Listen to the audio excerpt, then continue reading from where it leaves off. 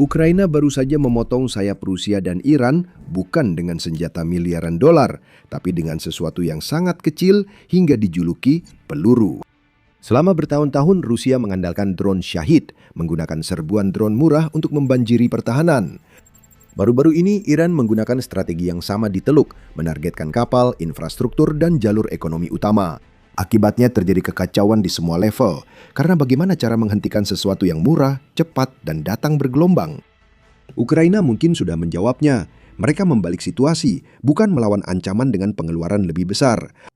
Mereka membuat sesuatu yang lebih murah, cepat, dan khusus untuk memburu drone itu. Nanti, kita akan ungkap bagaimana peluru itu membuat Iran kehilangan jutaan dolar di Teluk dan juga kredibilitasnya. Mari kita mulai dengan masalah yang ditimbulkan Iran, karena semua berawal dari sini. Drone Shahid yang telah menjadi mimpi buruk di Teluk bukanlah keajaiban teknologi canggih. Drone ini sengaja dibuat sederhana, seperti yang akan segera Anda lihat. Ini adalah amunisi yang terbang rendah, lambat, dan bisa berputar-putar di udara. Bayangkan pesawat kecil berisi bahan peledak yang murah. Ribuan drone murah dikirim berkelompok untuk menyerang musuh. Harga setiap drone antara 20.000 sampai 50.000 dolar. Dan ketika Anda meluncurkan cukup banyak drone, tiba-tiba pihak yang bertahan bukan lagi bertempur. Mereka sedang memecahkan masalah matematika. Dan sedikit bocoran, ini bukan masalah yang mudah. Kita sudah melihat bagaimana hal ini terjadi. Di Ukraina, pasukan Rusia telah menggunakan Shahid buatan Iran hampir setiap malam dalam pola yang sudah sangat jelas. Drone-drone itu datang dalam gelombang, seringkali di malam hari, memaksa pertahanan untuk tetap waspada selama berjam-jam. Bahkan jika sebagian besar berhasil ditembak jatuh, beberapa yang lolos saja sudah cukup untuk menyebabkan kerusakan nyata. Jadi tentara Ukraina terpaksa harus selalu siaga tinggi. Ini tidak hanya menguras pertahanan dan rudal-rudal mahal mereka, tapi juga memberikan tekanan psikologis pada para pembela. Sekarang, ambil ide yang sama dan terapkan di seluruh kawasan Teluk, tapi perluas cakupan targetnya. Kini kita membahas fasilitas minyak, jalur pelayaran, dan jalur sempit strategis seperti Selat Hormuz. Serangan yang berhasil meski sedikit tetap bisa merusak dan memengaruhi ekonomi global. Inilah kekuatan strategi ini. Iran tak perlu akurasi sempurna, cukup kirim banyak drone agar bisa menembus. Setiap serangan yang berhasil menambah tekanan dan setiap pencegatan membuat pihak bertahan mengeluarkan uang. Inilah intinya. Setiap kali pihak bertahan menembak rudal mahal untuk menghentikan drone ini, Iran sudah menang. Bukan soal mengenai target, tapi soal siapa yang mengeluarkan biaya lebih besar. Dengan risiko terdengar terlalu sederhana, bayangkan seperti mencoba menepuk kawanan nyamuk dengan peluru. Memang, kamu mungkin bisa mengenai beberapa, tapi pada akhirnya kamu menghabiskan sumber daya jauh lebih cepat daripada kawanan itu. Ketidakseimbangan ini menimbulkan masalah serius karena sistem pertahanan udara modern tak dirancang untuk pertempuran seperti ini. Maksud saya, ada sistem seperti Patriot, NASAMS, atau IRIS yang merupakan sistem pertahanan udara tercanggih di dunia.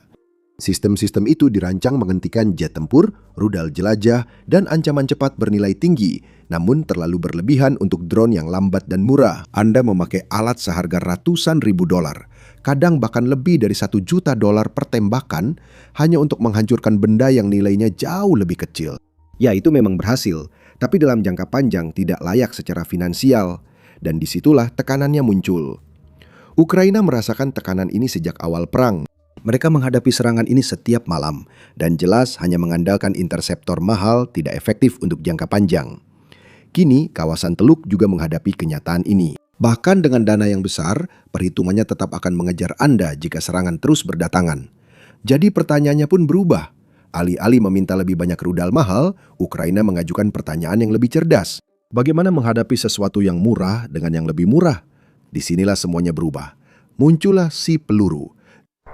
Jika Anda ingin tetap aman dari drone di Teluk, sesuatu seperti ini mungkin bisa membantu. Ini adalah drone pencegat kecil dan cepat yang dikembangkan oleh perusahaan Ukraina bernama General Chereshnya. Drone ini dibuat hanya untuk satu tugas, untuk memburu drone seperti Shahid dan menghancurkannya di udara.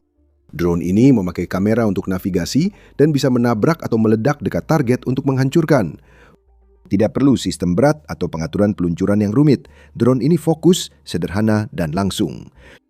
Operator di darat menerima peringatan dini dari radar atau pengintai, lalu segera mengalihkan target ke drone dalam beberapa detik. Drone itu bergerak maju dengan kamera optoelektronik yang memindai sampai 600 meter di depan. Saat Syahid terdeteksi, kamera langsung mengunci dan operator atau perangkat lunak visi komputer drone yang terus berkembang mengarahkannya lurus ke sasaran untuk menghancurkannya. Peralihan cepat dari radar ke kamera membuat peluru bisa diluncurkan segera dan menyelesaikan tugas meski gelombang datang di malam hari atau cuaca buruk. Tak perlu radar besar atau rudal jutaan dolar, cukup tim kecil, peluncur sederhana, dan drone yang memang dirancang memburu target. Kesederhanaan adalah inti idenya. Desain ini tidak dibuat secara acak. Fokus utamanya adalah menjaga biaya rendah, membangun cepat, dan meningkatkan skala tanpa hambatan. Karena itu, komponen cetak 3 dimensi digunakan sebisa mungkin dan jalur produksi diatur agar bisa cepat diperluas, bukannya melambat saat permintaan meningkat. Setiap keputusan tentang penciptaan, pemeliharaan, dan pemanfaatan mengarah pada tujuan yang sama, yang terlihat jelas saat Anda melihat sasarannya. Drone Sahib biasanya melaju dengan kecepatan antara 220 hingga 250 km per jam. Jadi peluru itu dibuat dengan mempertimbangkan profil penerbangan yang persis seperti itu. Peluru itu dirancang agar sesuai dengan karakteristik terbang mereka, bukan mengejar tolok ukur yang tidak realistis. Tapi begitu sampai di sana, peluru itu tidak hanya menyamai mereka. Disitulah peluru itu mulai unggul. Peluru itu bisa melaju sekitar 310 km per jam yang benar-benar mengubah dinamika. Alih-alih kesulitan untuk mengejar, peluru itu menutup jarak dengan cepat dan menempatkan dirinya pada posisi untuk menyerang sebelum target sempat bereaksi. Tapi kejutan sebenarnya adalah harganya. Setiap unitnya dibanderol sekitar $2.100. Disitulah semuanya berubah. Ukraina tak berusaha mengeluarkan biaya lebih besar daripada Iran, melainkan membalik perhitungannya. Alih-alih menggelontorkan lebih banyak uang untuk pertahanan, mereka menemukan cara untuk mengeluarkan biaya lebih sedikit dan tetap menang. Permainan angka yang dulu merugikan, kini jadi menguntungkan. Kini pihak bertahan tak lagi menembakkan rudal mahal ke drone murah, melainkan memakai sesuatu yang lebih murah dari targetnya. Awalnya terdengar seperti perubahan kecil, tapi jika logikanya diikuti, itu mengubah seluruh medan perang. Ekonomi perang menjadi berpihak pada yang bertahan. Ini bukan hanya teori, tapi benar-benar terjadi. Ukraina telah berubah menjadi medan uji coba perang drone paling intens di seluruh dunia. Setiap malam selalu ada serangan baru, penyesuaian cepat, dan pelajaran berat. Sistem-sistem ini tidak berada di laboratorium atau diuji di lingkungan yang terkontrol. Mereka ada di lapangan, digunakan oleh operator sungguhan di bawah tekanan terus-menerus. Dan tekanan itu menghasilkan hasil yang sangat mengesankan. Di beberapa wilayah, drone interceptor seperti Bullet bertanggung jawab atas sebagian besar penjatuhan Syahid. Laporan menunjukkan angka setinggi 70% di sektor-sektor tertentu. Itu bukan sekadar peningkatan, ini adalah perubahan total dalam cara pertahanan udara dijalankan. Dan mereka tidak berhenti setelah sistemnya berhasil. Bahkan saat itulah segalanya benar-benar berkembang pesat. Para insinyur terus menyempurnakan setiap bagiannya, memperketat sistemnya langkah demi langkah. Kamera lebih tajam, panduan lebih stabil, dan hubungan radar, pengamat darat, serta operator makin kuat. Setiap peningkatan saling terhubung dalam satu rantai. Deteksi lebih awal, luncurkan dengan cepat, dan tutup jarak sebelum drone mendekati sasarannya. Ketika semua bagian itu bersatu, sistemnya secara alami menjadi lebih serbaguna. Kini sistem ini dapat beroperasi di malam hari, melindungi kota padat, dan menghadapi gelombang drone sekaligus. Dengan tingkat keandalan ini, pembahasannya pun berubah, bukan lagi sekedar uji coba. Ini digunakan dalam situasi penuh tekanan dengan konsekuensi nyata. Dan itulah sebabnya apa yang terjadi sekarang memiliki begitu banyak arti penting. Pada bulan Maret 2026, ancaman drone yang sama telah menyebar ke kawasan Teluk dan polanya sudah terasa akrab.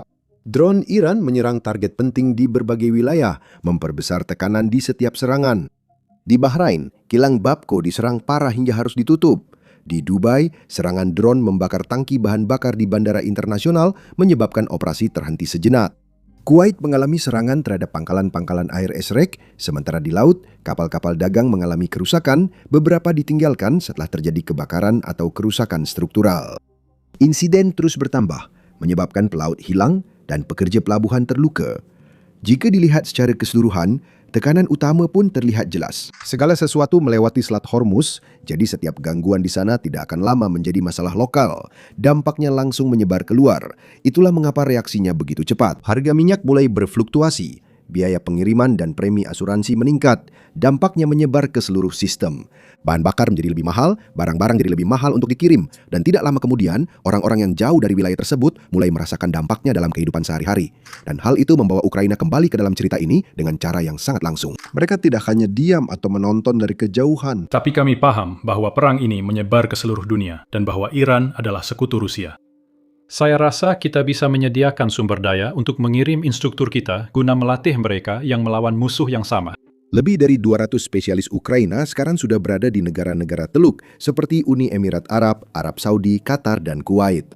Mereka melatih pasukan lokal, membantu membangun sistem operasional yang nyata, dan dalam beberapa kasus turun tangan untuk membantu melakukan intersepsi langsung menggunakan drone berbiaya rendah yang sama yang telah terbukti di Ukraina. Dengan dukungan yang berjalan, hasil awal terlihat. Sudah ada laporan intersepsi berhasil dan lokasi kunci tetap bertahan meski diserang berulang kali. Pada saat yang sama, produksi drone interceptor ini sedang ditingkatkan dengan rencana untuk mencapai puluhan ribu unit. Kinerja terbukti dan pasokan yang meningkat mulai mengubah keseimbangan secara langsung.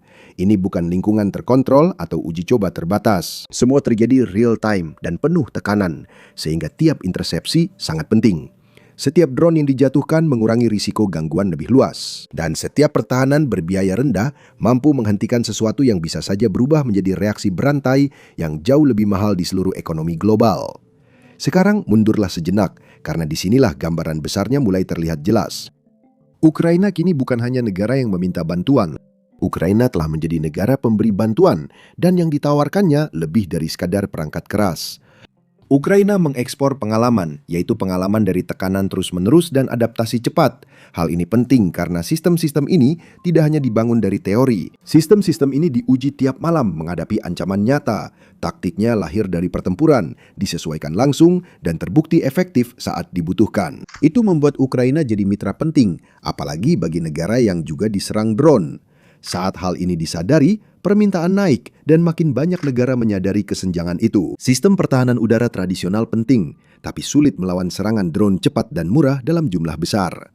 Solusinya harus cepat diperluas, terjangkau, dan mampu mengikuti kecepatan serangan tersebut. Awalnya Ukraina membuat drone untuk bertahan hidup, namun kini telah menjadi industri besar yang berkembang dan melakukan lebih dari sekedar memproduksi drone. Ini membentuk cara negara-negara memikirkan pertahanan, bagaimana mereka mempersiapkan diri untuk konflik di masa depan, atau kepada siapa mereka akan bergantung ketika tekanan mulai meningkat. Untuk Iran, Rusia, dan negara lain pengguna drone Shahid, permainan mereka sudah terbongkar. Keunggulan kawanan telah hilang. Keunggulan biaya juga telah hilang, dan unsur kejutan telah dinetralkan. Tentu saja Iran masih bisa beradaptasi. Mereka bisa membuat drone yang lebih cepat, mereka bisa mencoba mengacaukan sinyal atau meningkatkan sistem pemandu. Tapi setiap peningkatan akan membuat biayanya semakin mahal. Dan sistemnya menjadi lebih rumit. Itulah konsekuensinya. Jadi mari kita rangkum semuanya sekarang.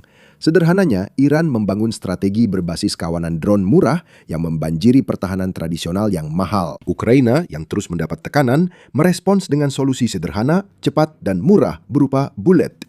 Solusi ini kini digunakan di luar Ukraina untuk melindungi jalur energi global secara real time. Ekonomi perang drone berubah di depan mata. Kemenangan perang tak selalu milik yang beranggaran besar, tapi ditentukan strategi ekonomi paling cerdas. Kini keseimbangannya pun bergeser. Awalnya merupakan kebutuhan mendesak di perang Ukraina. Kini teknologi ini melindungi pasokan energi dunia. Untuk pertama kalinya, perang drone murah Iran berhasil dikalahkan dengan metode serupa.